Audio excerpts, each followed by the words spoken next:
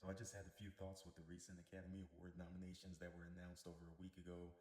As is the case almost every year, as we all know, there's always big surprises, there's always big snubs, or what you consider to be a big snub, depending on the likelihood of that presumed nominee possibly winning the category that they were competing for. For me, there were a few noticeable major snubs. I want to start off with a huge congratulations to the historical record-breaking nominations for Sinners.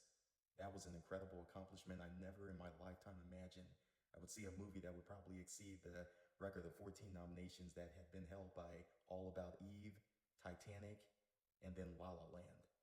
Now, I'm blown away by this. As many of you know who watch this channel, Sinners was probably my number one movie of the year, especially for the first half of the year. But although I do consider it a masterpiece, I think it's destined to be a all-time great classic. Destined to not only be a modern classic, but also an all-time great. I'm a major supporter of the film. One Battle After Another, though, probably took its spot for me on a personal level as the best film of the year, as obviously that film is up for 13 Academy Award nominations, which is also an incredible accomplishment. Very well deserved. You know, Whoever wins Best Picture, I'm not going to be upset if Sinners does take it.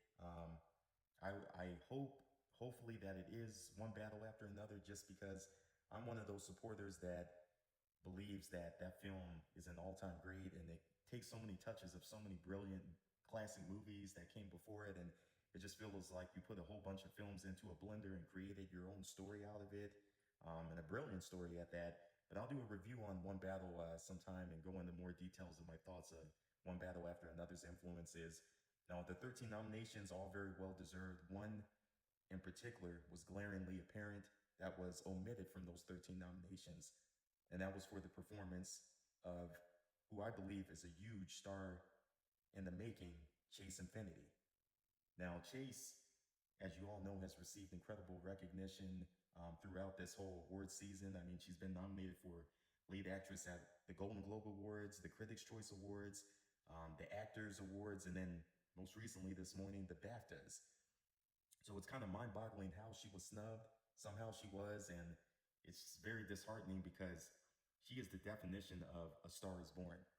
For her to hold her own against two all-time great veteran actors in Leonardo DiCaprio and Sean Penn in a brilliant movie filled with Oscar winners, including Benicio del Toro and soon-to-be Oscar winner, I hope, with Tiana Taylor, who obviously, has a great chance of walking away with